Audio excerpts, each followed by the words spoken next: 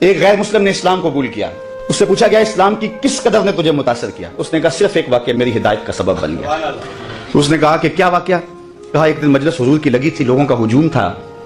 ایک شخص اٹھ کے کھڑا ہوا، حضور میرا بیٹا کئی دنوں سے گم ہے، مل نہیں رہا، آپ دعا کر دیں مل جائے.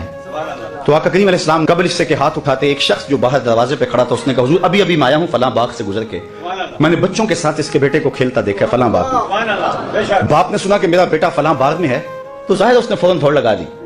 تو آقا کریم علیہ السلام نے فرمایا اسے بلایا گیا. کہا بہت جلدی ہے؟ جی حضور آپ جانتے ہیں کئی دنوں سے بچھڑا ہوں، اس کی ماں الگ تڑپ رہی ہے، میں الگ بے چین ہوں، کئی دن سے کھایا کچھ نہیں، جب خبر ملی ہے تو بہت جلد بچے سے ملنا چاہتا ہوں. فرمایا ضرور جاؤ، میں روکتا نہیں، روکنے کے لیے بلایا بھی نہیں، لیکن تمہیں بلانے کا بھی ایک مقصد تھا. جی حضور ارشاد فرمائیے. فرمایا جب باغ کنارے جاؤ بچوں کے ساتھ اس بچے کو کھیلتا دیکھو، تمہارے بیٹے کو جب تم کھیلتا پالو تو اسے بیٹا بیٹا کہہ کے آوازیں نہ دینے لگ جانا، جو نام رکھا ہے اس نام سے پکارنا.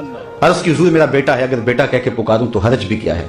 فرمایا تم کئی دنوں سے بچھڑے ہو، تمہارے لہجے میں بلا کا رس ہوگا اور تم نہیں جانتے، ہو سکتا ہے کھیلنے والوں میں کوئی یتیم بھی کھیل رہا ہو، اور جب تم اپنے بیٹے کو بیٹا کہہ کے پکارو گے اس کا کلیجہ تڑپ جائے گا، کاش آج میرا باپ ہوتا تو مجھے بھی بیٹا کہہ کے پکارا. تو کہا یہ شوق گھر جا کے پورا کر لینا، یہ شوق گھر جا کے پورا کر لینا، اس کے سامنے اپنے بیٹے کو بھی بیٹا کہہ کے نہیں پکارنا. یہ اسلام کا دیا ہوا دین ہے. غریب کے سامنے اپنی دولت کی نمائش نہیں کرنی، بیوہ کے سامنے اپنی بیوی سے پیار نہیں کرنا، بلکہ میرے حضور نے یہاں تک ارشاد فرمایا اپنے گوشت کی خوشبو سے غریب ہمسائے کو تکلیف نہیں دینی. یا تو تھوڑا سا پانی زیادہ ڈال لو اور شوربے کی ایک پیالی ہمسایوں کے گھر بھی بھیج دو.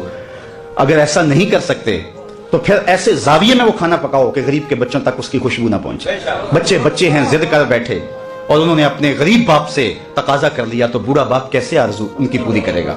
وہ کیا کسی نے کہا تھا نا، اسی ڈر سے وہ بچوں کو دوپہر میں سلا دیتی ہے گلی میں پھر کھلونے بیچنے والا نہ آ جائے.